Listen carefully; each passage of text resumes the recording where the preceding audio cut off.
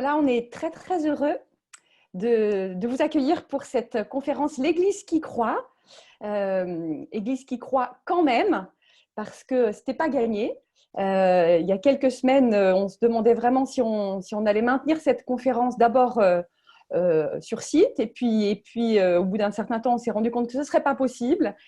Donc, on s'est reposé la question de savoir si on le faisait online. Et puis, on a tous eu la conviction dans notre équipe qu'il fallait le faire. Et nous voilà. Vous êtes en train d'arriver les uns et les autres. On est déjà 245. Normalement, on est 382 inscrits, ce qui est hyper réjouissant. C'est au-delà de nos espérances. Bienvenue à vous tous. Merci d'avoir répondu à l'appel. Vous venez de tous les horizons. J'aimerais dire vraiment une bienvenue toute particulière à ceux qui sont connectés depuis Mayotte et puis depuis l'île Maurice. Voilà, puisqu'on a des frères et sœurs de Mayotte et de l'île Maurice. Vous êtes vraiment les bienvenus. On se réjouit que vous soyez aussi avec nous et avec tous ceux qui sont inscrits. Donc, on vous propose de démarrer cette conférence avec un petit temps de louange qui va être animé maintenant par Eliange. Bonne conférence.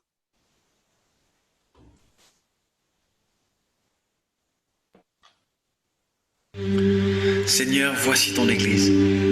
Merci de nous connecter à ta présence, de nous connecter les uns les autres. Bien plus qu'à travers l'écran, je crois qu'à travers ton esprit, nous sommes un. Une seule voix, un seul corps, un même esprit, un même cœur. Alors Seigneur, reçois cette louange comme un parfum de bonne odeur, au nom de Jésus. Vers toi, Seigneur, j'élève ma voix pour t'adorer, mon sauveur, mon roi. Reçois, Seigneur, comme un doux parfum, l'amour et le chant de mon cœur reconnaissant.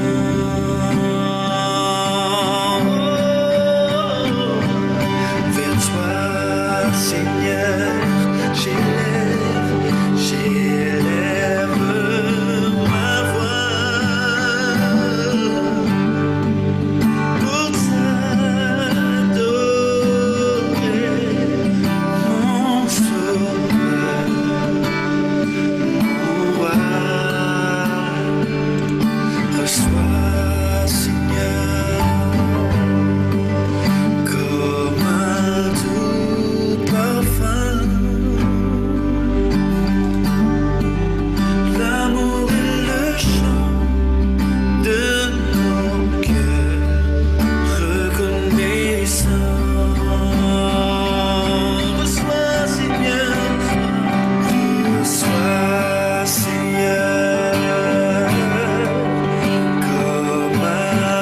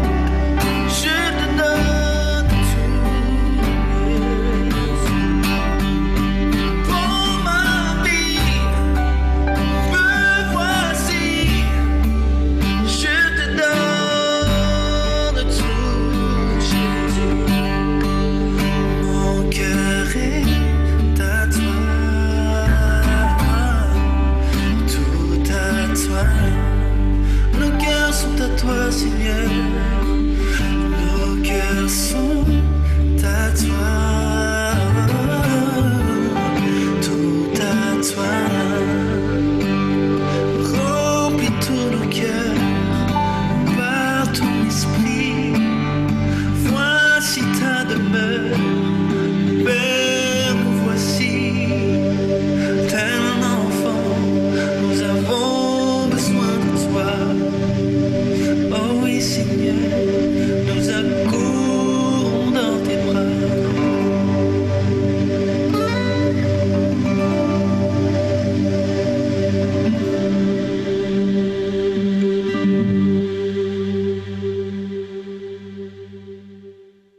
Bonjour à tout le monde.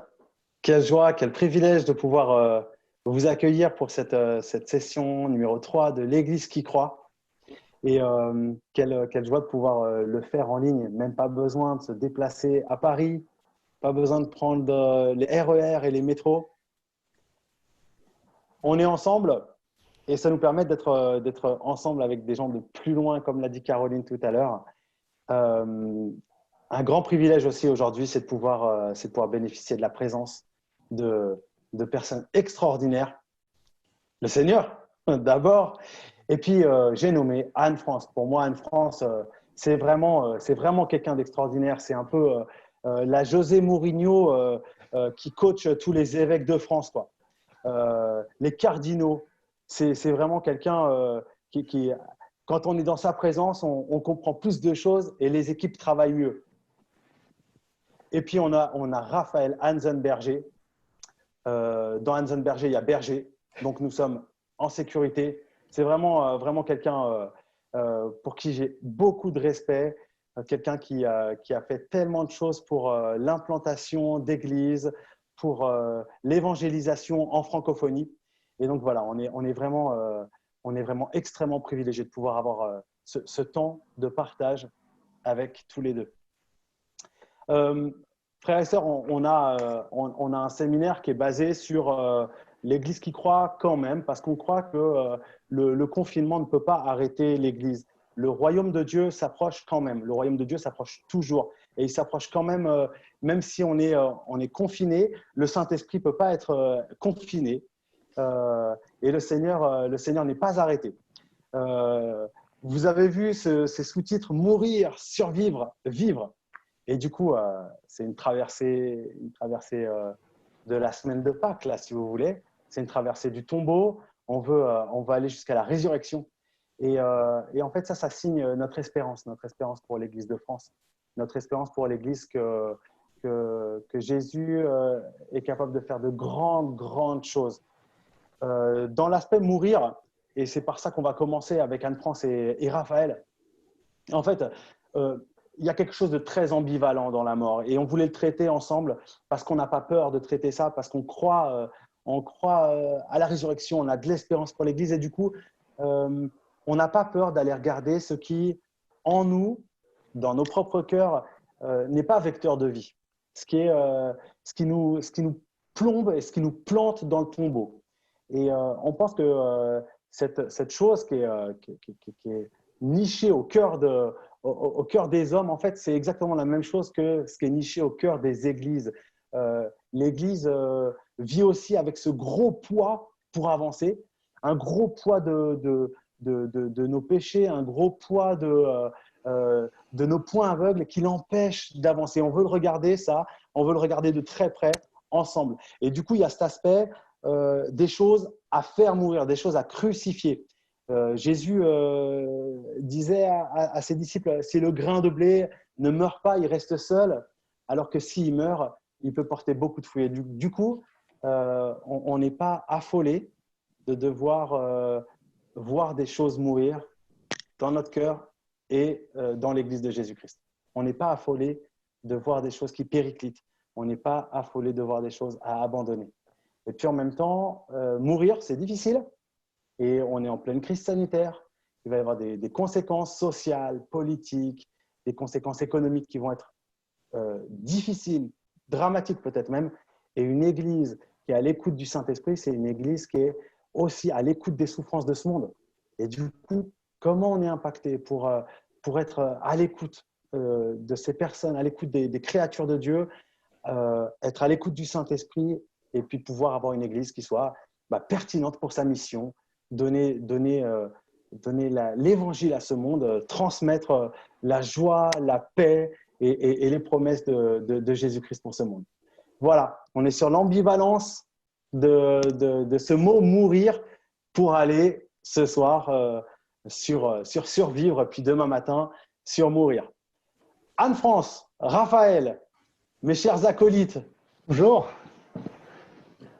Vous allez bien? On va très bien, merci Julien. Vous êtes chaud patate? Même pas t'imagines. Super de voir cette collection de visages. On a plusieurs générations qui sont là à l'écran. On a nos aînés qui sont là. C'est formidable, bravo. Excellent. On va commencer et on va rentrer dans le dur. Anne-France et Raphaël, vous vous répartissez la parole comme vous voulez. Première question, Cash.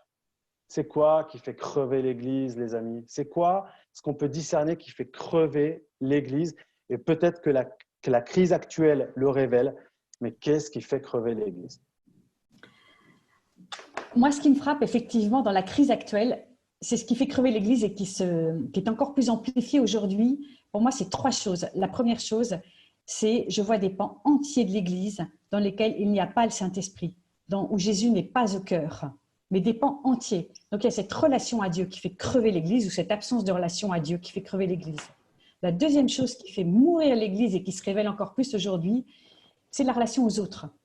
Je pense que nos églises manquent parfois de fraternité. Je vois une dureté quelquefois dans les rapports entre les uns et les autres, et en particulier entre chrétiens, qui fait crever l'Église, pour reprendre le mot que tu emploies, Julien.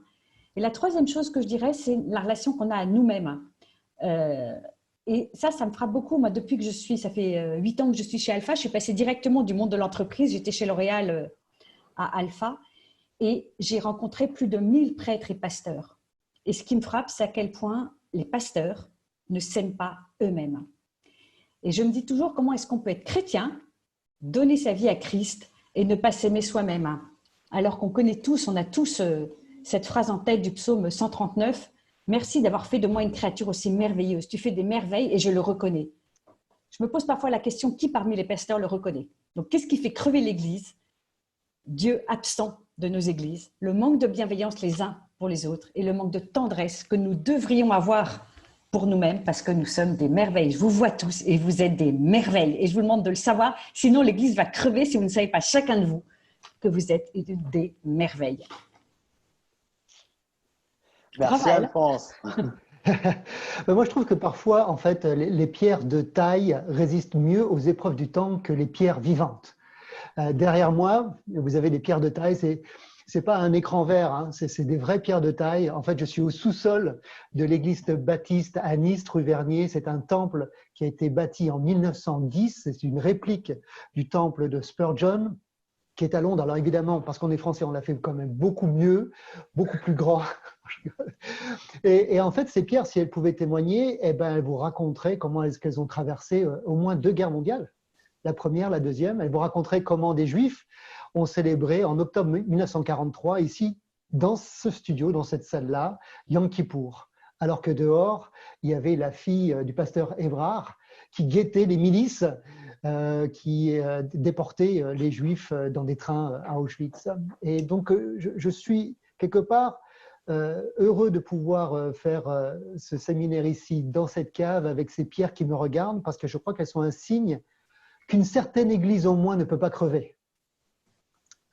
Je pense que la crise actuelle, elle expose nos manques de résilience.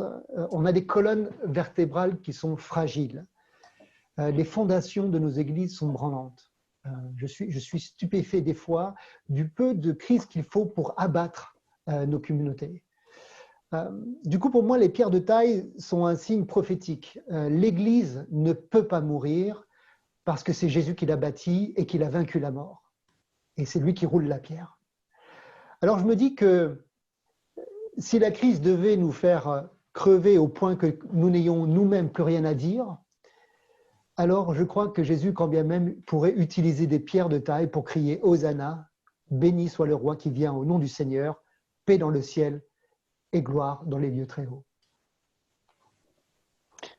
Ce qui est très intéressant, je trouve, dans ce que vous dites, Anne-France et Raphaël, c'est que j'avais posé juste la question de qu'est-ce qui fait mourir. Mais en fait, vous êtes tout de suite allé dans la question de mais qu'est-ce qui faisait vivre? Et heureusement, c'est la même source. C'est la même source, c'est la même chose qui faisait mourir l'Église. Enfin, il faut retourner 2000 ans en arrière pour voir ce qui fait vivre l'Église.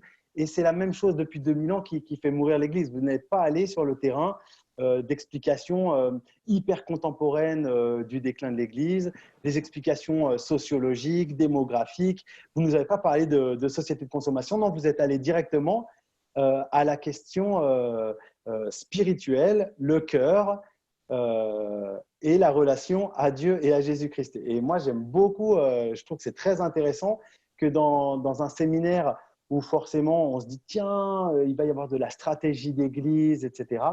Finalement, vous ne l'abordez pas du tout par les sciences sociales.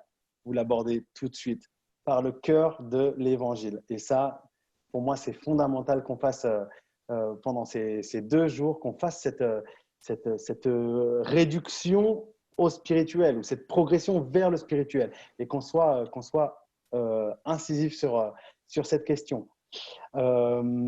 On se dit, voilà, qu'est-ce qui fait crever l'Église ou qu'est-ce qui peut la faire vivre? Et du coup, on parle avec des concepts spirituels, des choses comme ça. Justement, quelque chose qui fait la richesse de notre séminaire, c'est la diversité des provenances. On a des personnes qui viennent de toute Église confondue. Est-ce que vous pourriez nous donner, Raphaël et Anne-France, vous qui êtes dans des milieux évangéliques ou dans des milieux catholiques, quelque chose de très concret, vraiment une figure, une image d'un type d'église qui, selon vous, est en train vraiment de péricliter. Un type d'église, une communauté telle que vous la voyez vraiment, telle que vous l'accompagnez avec des hommes que vous avez et des femmes que vous avez rencontrés. Un type d'église particulier. Alors, c'est une exclusivité du séminaire L'Église qui croit. Je viens de recevoir en fait en avant-première les résultats d'un sondage que le Conseil national des évangéliques de France a mené auprès des 2500 pasteurs qui sont membres de ce groupement-là.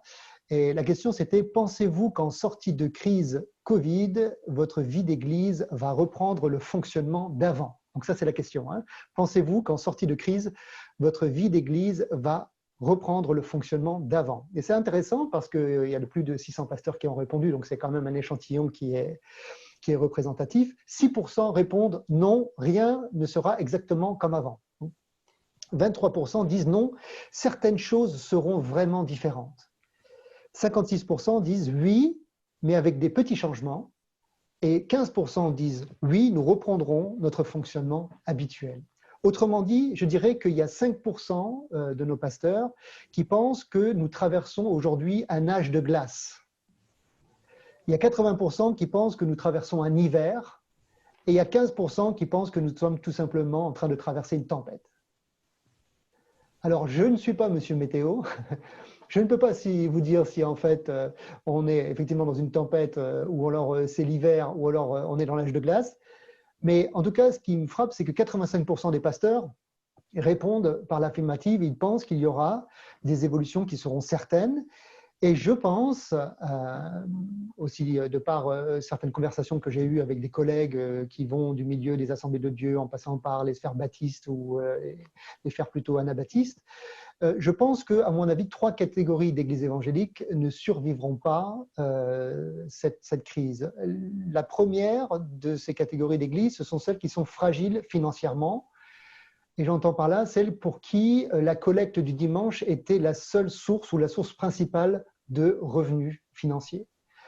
Je crois que c'est celles-là qui sont vraiment aux abois aujourd'hui, en particulier celles qui ne sont pas propriétaires de leur bâtiment, ce qui est quand même la grande majorité de nos églises évangéliques, qui sont quand même assez récentes. Et donc là, il y a une pression financière qui est sans précédent et les fédérations d'églises, en fait, n'ont pas la trésorerie qu'il faut pour pouvoir les amener de l'autre côté du lac. Et donc, il n'y a pas de chômage partiel au CNEF, ça n'existe pas. Et il n'y a pas de fonds de réserve ou de fonds de solidarité, ou alors s'il existe, il est quand même assez modeste. Je pense que la deuxième catégorie d'églises qui ne survivra pas l'hiver ni d'autant moins l'hiver et d'autant plus l'âge de glace, c'est celles qui n'ont pas réussi à renouveler leur leadership. Je vois en fait que beaucoup de nos anciens, de nos pasteurs, de nos anciens ont continué du service dans l'Église en pensant quelque part qu'ils étaient éternels, en se disant il y aura toujours peut-être le temps de pouvoir former la prochaine génération. Or, nos aînés ont été touchés plus que n'importe qui par le Covid.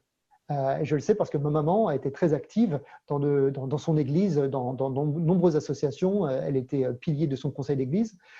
Elle a été parmi les toutes premières statistiques, quand vous regardiez 69 personnes en réanimation au début de la crise, elle faisait partie des 69.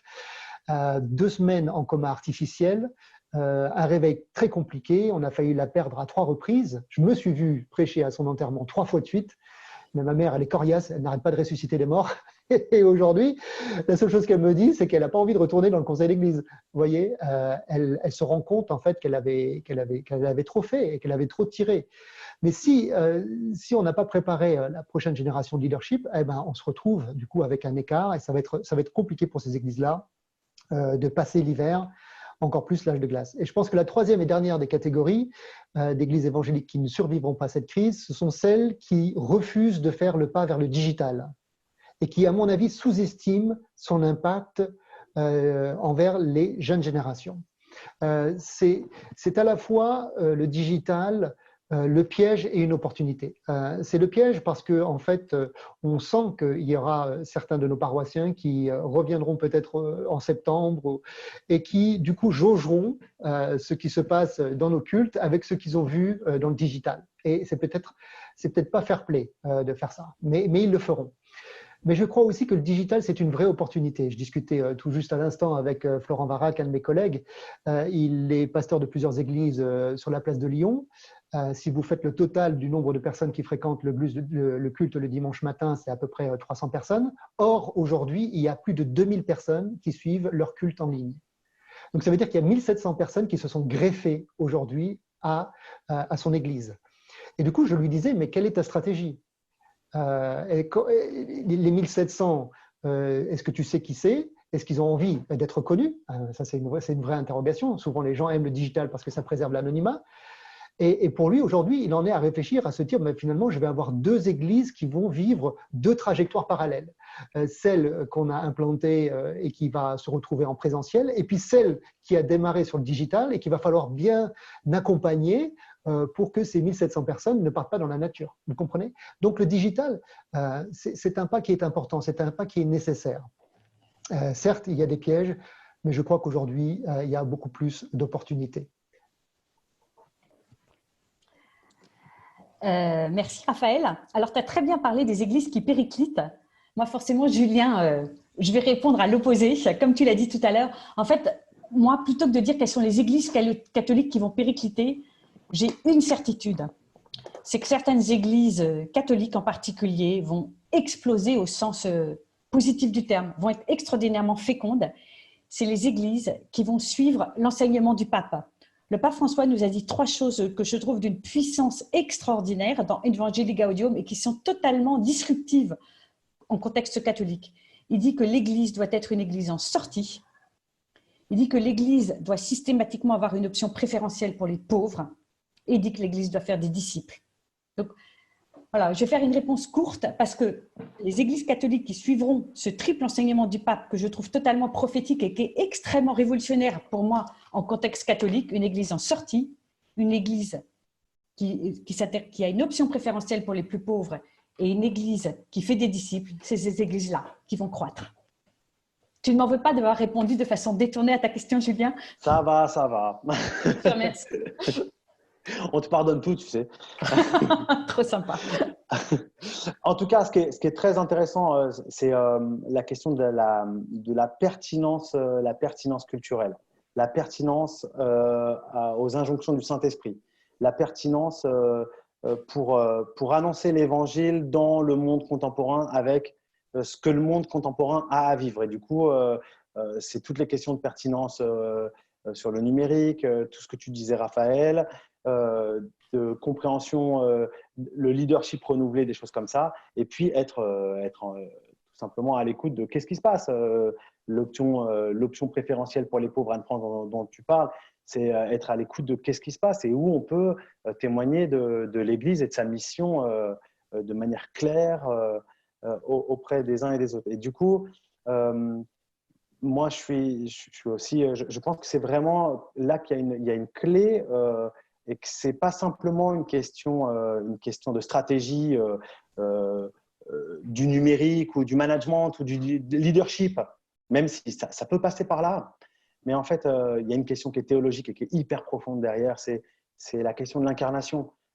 Jésus-Christ est venu sur cette terre et il a foulé la terre d'Israël.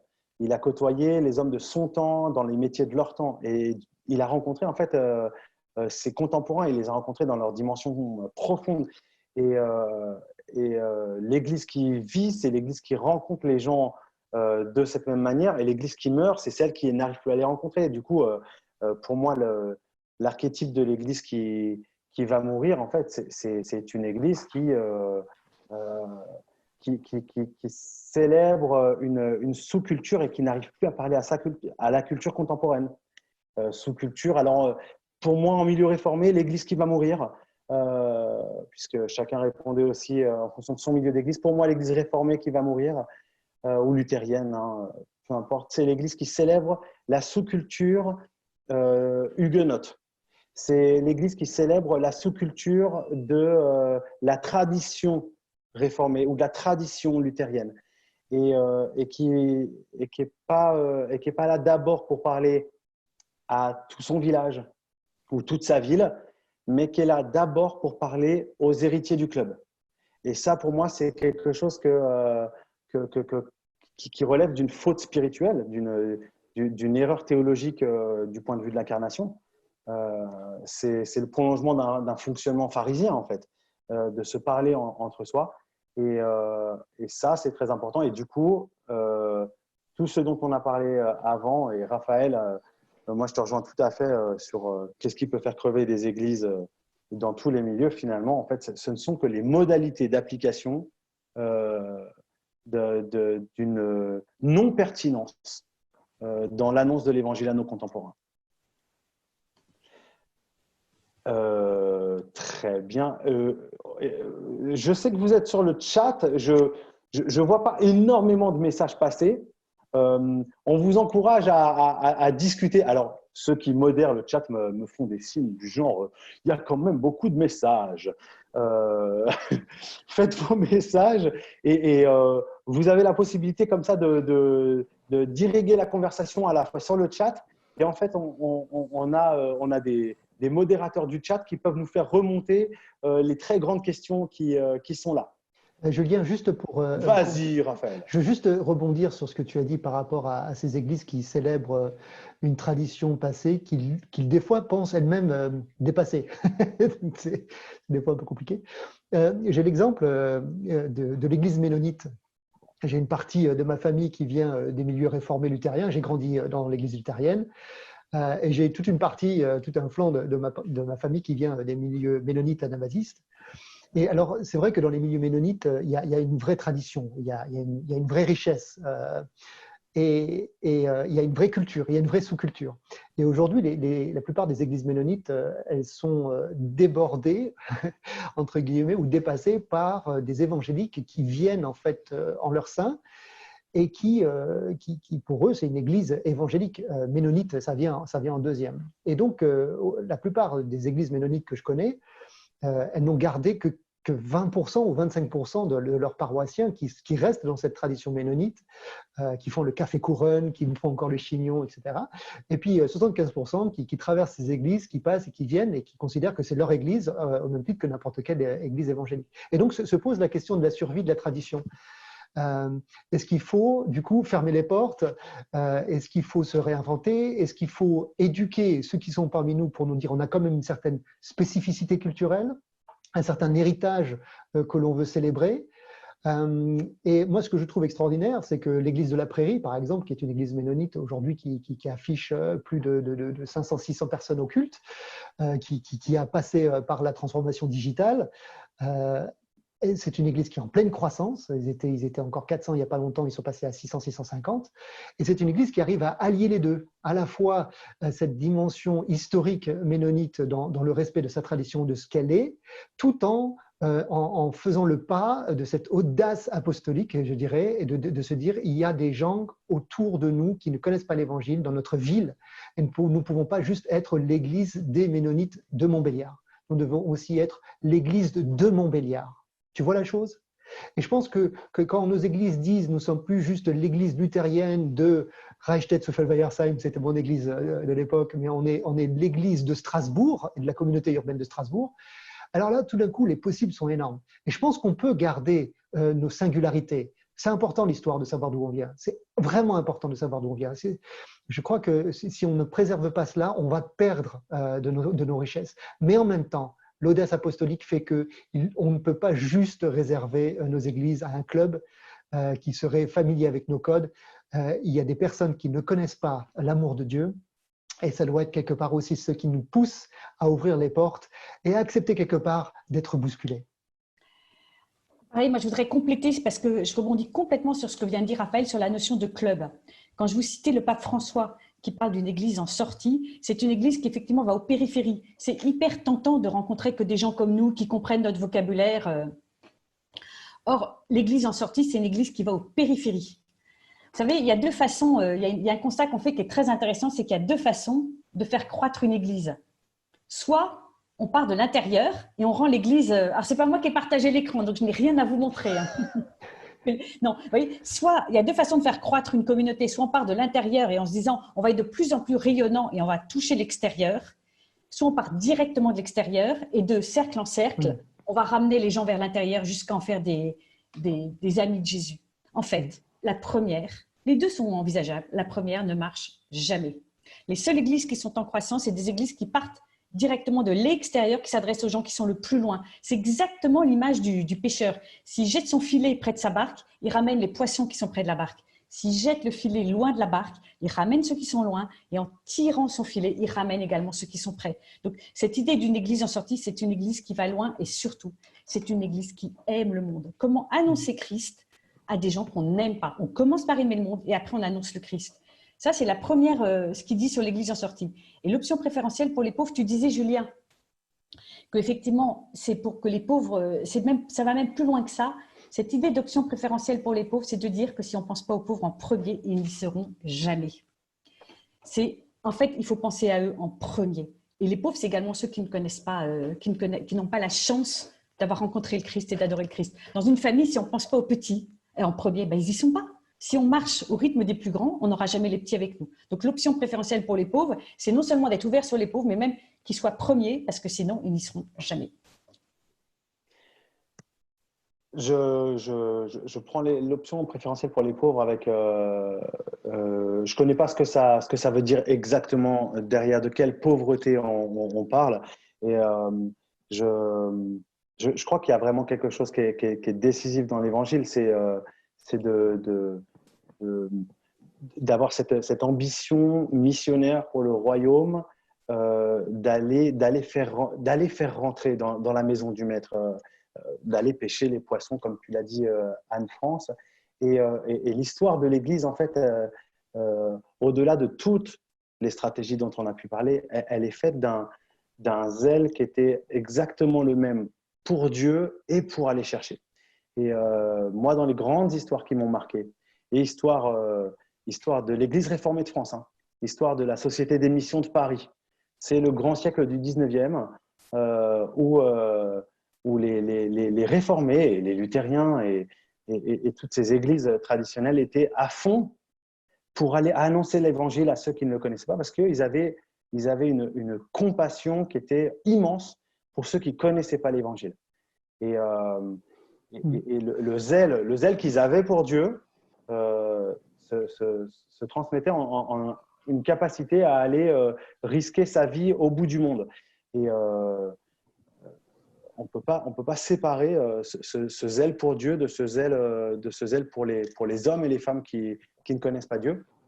Et du coup, dans la question de la morbidité et du problème de mourir, Je crois que l'évangélisation y est très liée. Autour de nous, ça meurt. Autour de nous, ça souffre.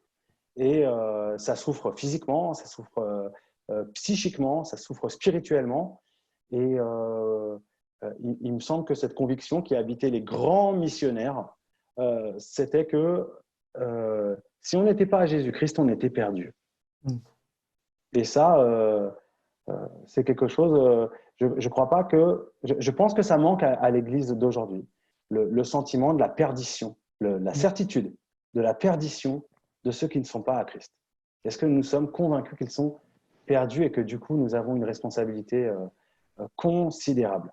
Je crois que c'était Nicky Gumbel, que tu connais bien, Anne-France, qui disait nous sommes tous à peu près convaincus qu'il est important d'évangéliser, mais peu d'entre nous sommes convaincus de son urgence. Et du coup, c'est pas juste remplir notre église et remplir éventuellement les caisses de l'église parce qu'on a fait rentrer des gens. Hein. Ouais. C'est peut-être un grand mot de dire ça, mais c'est vider l'enfer. Il y a une très belle question sur le chat de quelqu'un qui disait en fait c'est dur d'aimer, mais on peut y arriver que par le Saint-Esprit. Seul le Saint-Esprit nous permet d'aimer des gens qui sont loin. Or, c'est notre mission.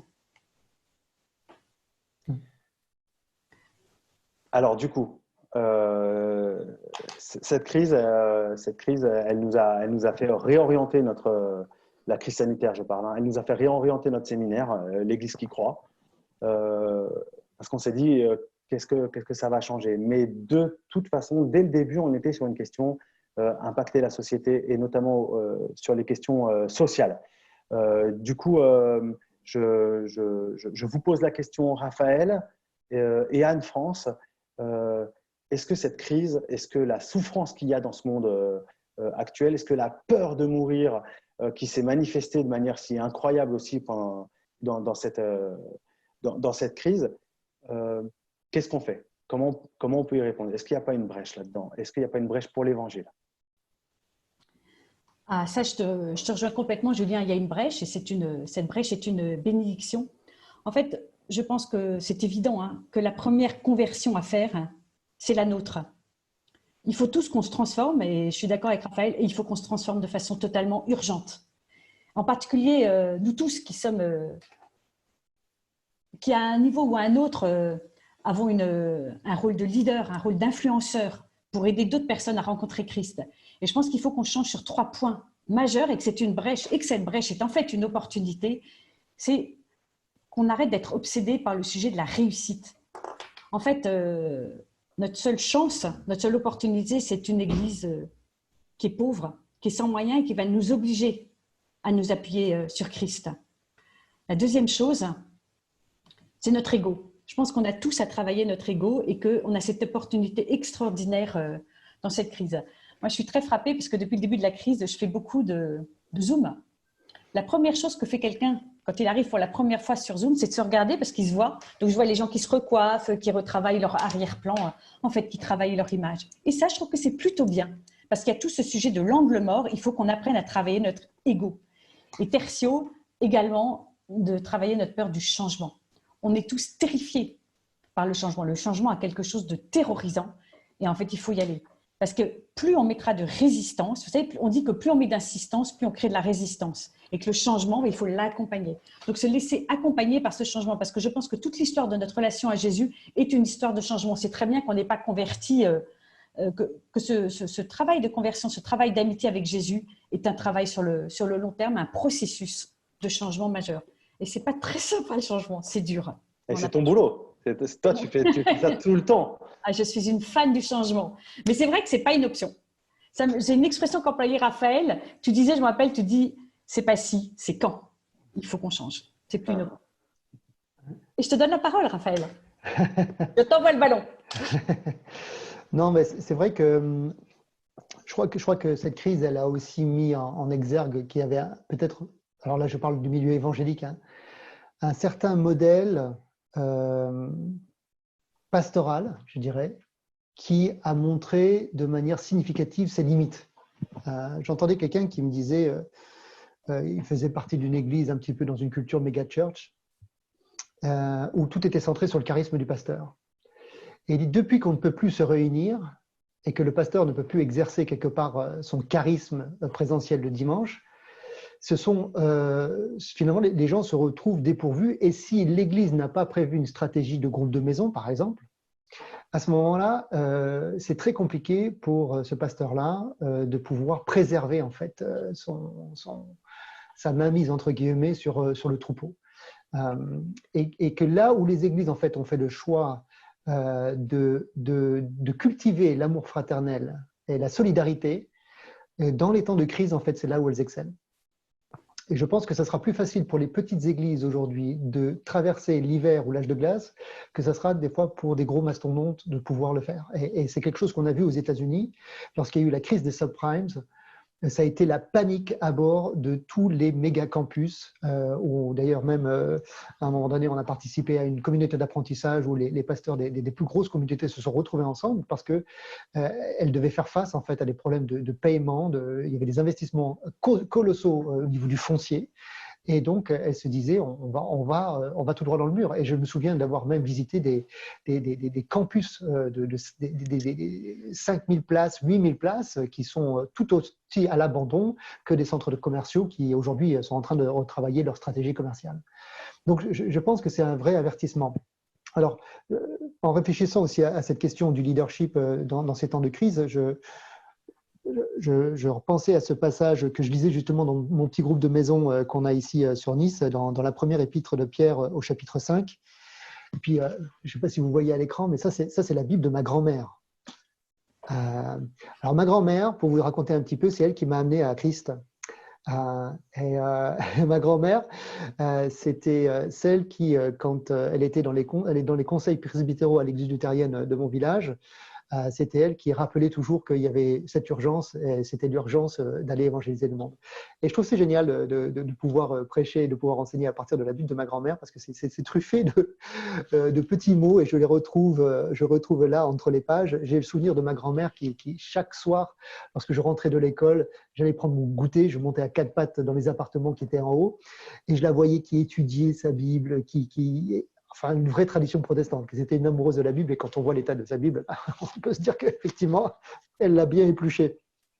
Je reviens à 1 Pierre, chapitre 5, qui nous dit « Voici les exhortations que j'adresse aux anciens, aux pasteurs, presbytéros qui sont parmi vous, moi, anciens comme eux, témoins des souffrances de Christ. » Donc, c'est une église qui est pas dans le Covid, mais qui est dans la souffrance, et qui participe de la gloire qui doit être manifestée.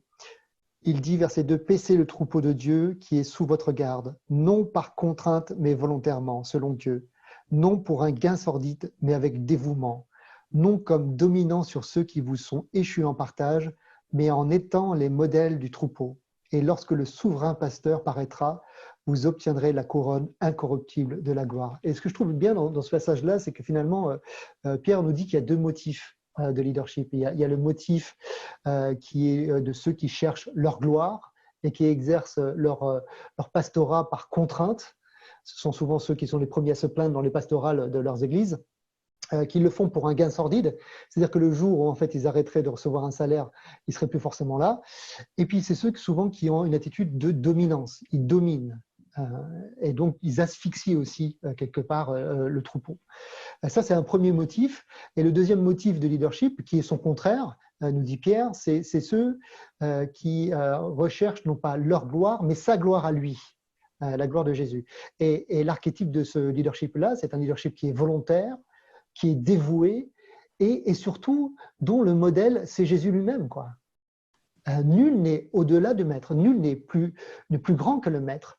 Néanmoins, tout disciple accompli, nous dit Luc chapitre 6, verset 46, il est comme le maître. Il est comme le maître. Et donc, je dirais que le premier motif de leadership qu'on voit là, c'est un leadership qui, pour moi, est satanique, dans le sens qu'il vise toujours plus haut, plus haut, plus haut, plus haut, et qui se nourrit d'une certaine théologie de la prospérité. Et le deuxième leadership qui, pour moi, est biblique, c'est celui que nous montre Jésus, c'est plus bas, plus bas, plus bas, plus bas. Et le paradoxe dans tout ça, c'est qu'il nous donnera la gloire. Alors, pour tous les réformants qui nous écoutent, là, la prospérité, on en est souvent très, très, très loin. En tout cas, je crois que je crois qu'il y avait une question qui paraissait dans le chat tout à l'heure, c'était et du coup, comment on se met à la suite du Christ concrètement, puisque là, on est sur une conférence où il y a ceux qui se sont connectés. On est tous à la recherche de la même chose. On est tous à la recherche de l'Église qui croit et qui croit. On est tous à la recherche de mourir à nous-mêmes. On est tous à la recherche de ça. Je crois en tout cas que c'est quelque chose qu'on confesse du bout des lèvres, en tout cas. Et comment on y arrive? C'est dur, en fait, de mourir. Et pour arriver à être ce disciple à l'écoute, ce disciple qui laisse son vieil homme mourir et Christ vivre, je crois qu'il y a quelque chose que j'ai vraiment envie de partager à tous ceux qui sont ici. Du point de vue des leaders, du point de vue des pasteurs, c'est pas facile de mourir. C'est dur parce qu'il y a de la pression, parce qu'on regarde ailleurs, on regarde les autres communautés, on voit des communautés qui sont plus grosses. Et en fait, beaucoup des pasteurs et de leaders mettent leur enjeu, leur ego dans le fait d'avoir une église qui grandit. Et du coup, c'est difficile. On y joue notre identité, ou en tout cas, on a l'impression, on croit qu'on y joue notre identité. Et les membres d'église ont quelque chose à apporter à leurs leaders et à leurs pasteurs. De très, très important, c'est de les aider, en fait, à mon avis, en les aimant énormément, en les sécurisant dans leur identité, parce qu'il faut les ramener à Christ, les pasteurs. On a besoin d'être ramenés à Jésus-Christ. Et les paroissiens qui sont là, tous les responsables qui sont en conseil presbytéral, qui sont en équipe de catéchèse, qui sont en évangélisation, en fait, on a besoin d'être ensemble, les pasteurs, les membres de l'Église, et on a besoin de se soutenir les uns les autres, de se challenger, mais vraiment dans le bon sens du terme. Parce que c'est tellement dur d'accepter de mourir seul, alors qu'en fait, autour de nous, personne ne veut mourir. Trop dur, trop dur. Je crois qu'un pasteur qui est prêt à sacrifier son temps, son énergie, peut-être sa vie de famille pour la mission de Jésus-Christ. S'il voit autour de lui personne qui veut bouger, personne qui veut changer, personne qui veut donner de sa personne, de son argent, de son temps et de sa vie de famille, alors il ne pourra pas le faire. Il pourra pas le faire. Si quelqu'un veut prendre des risques et potentiellement se faire crucifier sur la place publique, il a besoin de soutien, il a besoin d'intercesseurs, il a besoin de gens qu'il aime, il a besoin de gens qui sont prêts à changer aussi. Et voilà, donc du coup, il y a vraiment quelque chose, on voulait vraiment placer ce séminaire l'Église qui croit dans cette optique d'être ensemble, on est un peuple. Et on est tous je crois vraiment, on est tous remplis d'orgueil et de suffisance. Voilà, maintenant, c'est important de faire ensemble ce chemin vers la croix et de le faire vraiment comme un peuple racheté, quoi. Est-ce qu'on peut avoir une dernière question, un dernier quelque chose que vous avez envie de nous partager encore, Anne-France et Raphaël, sur cet aspect de l'Église qui meurt avant de ressusciter? Ouais. Moi, je veux dire quelque chose. Merci beaucoup, Julien. Ce sera mon mot de la fin. Après, je ne parlerai plus. Mais je voulais vous dire quelque chose. Je vous redis ce que je vous ai dit tout à l'heure. En fait, je vous vois là. Je me suis promenée pendant que Julien parlait sur les… Je sais pas, il y a 15 écrans devant moi. Je ne sais pas combien il y a d'inscrits, 350.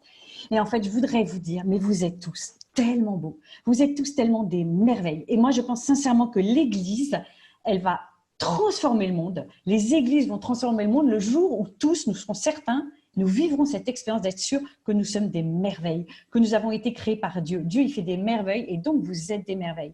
Et je pense que le jour où nous apprendrons à mieux nous connaître, à mieux nous aimer, nous aimerons encore plus Dieu, nous nous aimerons les uns les autres. Donc tu parlais d'orgueil et je te rejoins complètement, Julien. S'aimer soi-même, ce n'est pas de l'orgueil, ce n'est pas du narcissisme. C'est juste voir la merveille que chacun d'entre vous est parce qu'il a été créé par Dieu. Donc j'aurais vraiment ce dernier message à vous donner. Aimez-vous vous-même et vous mettrez le feu au monde. Retour à Christ. Raphaël. Back to Jesus.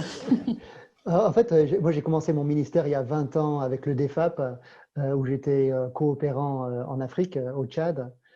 Et je pense que pour ceux d'entre nous qui avons pu ou qui ont le privilège encore aujourd'hui de marcher avec l'Église souffrante, avec l'Église persécutée, Je travaille aussi pas mal en Afrique du Nord avec des partenariats dont je ne peux pas mentionner parce qu'il en va de la sécurité de ceux avec qui nous travaillons. Mais je crois que plus que jamais, l'Église en Occident peut apprendre de l'Église émergente dans les pays émergents.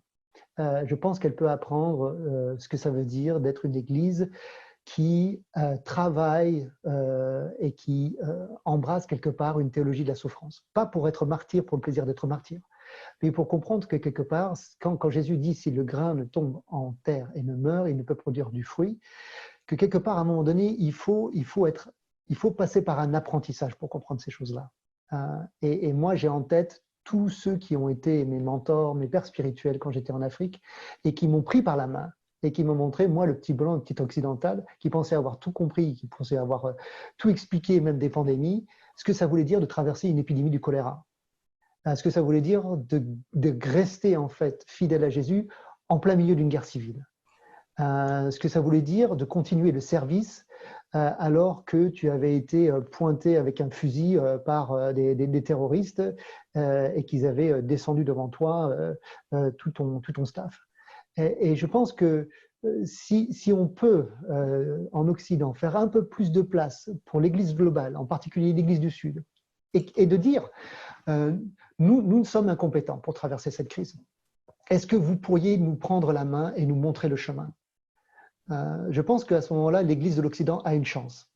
Et je crois que c'est notre opportunité de montrer un peu le chemin de l'humilité dans cette histoire-là, en disant que l'Église qui croit, ce n'est pas forcément une Église qui est au sommet de son art technologique. Excellent. Je vous propose de prier sur les 3 sujets. J'ai 3 sujets en tête qui sont issus de ce qui vient d'être partagé. Seigneur, on veut te demander que tu viennes dans nos cœurs et que tu nous permettes de changer. Seigneur, on veut changer pour toi, on veut se rapprocher de toi et on veut le faire pour cette raison que nous avons goûté à l'amour de Jésus-Christ. Oui, Jésus nous aime et Seigneur, nous sommes reconnaissants du fait qu'il ait donné sa vie pour nous, qu'il ait accepté d'être torturé sur le mont Golgotha par amour pour nous, par amour pour moi. Oui, Seigneur, je suis aimé de toi. Je suis aimé de toi et ça, c'est une raison, Seigneur, de quitter ce monde où finalement, qui m'aime vraiment dans ce monde par rapport à la manière dont toi, tu m'aimes. Seigneur, on veut aussi on veut venir à toi pour changer parce que si nous ne mourrons pas à nous-mêmes, alors nous ne pourrons pas passer vraiment à toi. Et Seigneur, pour t'adresser notre reconnaissance par une vie qui te glorifie, Seigneur, nous acceptons de plier le genou à ton commandement. Et Seigneur, tu sais en chacun de nous l'orgueil, la suffisance. Tu sais toutes les stratégies que nous mettons en place pour nous auto-justifier dans ce qui n'est pas sain. Seigneur, nous voulons être tes disciples. Père Céleste, nous voulons aussi être à l'écoute de ton Saint-Esprit et ton Saint-Esprit fait des choses qui nous dépassent, il fait des choses ailleurs, il fait des choses au-delà de nos églises, il fait des choses au-delà de nos continents, il fait des choses dans la famille d'à côté. Et Seigneur, ce n'est pas en nous-mêmes la solution, c'est en toi. C'est en toi que nous espérons. Seigneur, permets que cette session de l'Église qui croit soit sous le signe de l'humilité et de ta grâce. Au nom de Jésus. Amen. Amen. Est-ce que je peux terminer par une dernière question, Julien, à l'animateur ? Moi, je pense que comme ça, Gilles et Caroline vont te tuer. Juste, tu peux me dire pourquoi tu aimes tellement Jésus, Julien ? Je l'aime parce qu'il m'aime d'abord. Pardon, Julien et Caroline. Pardon, Gilles et Caroline.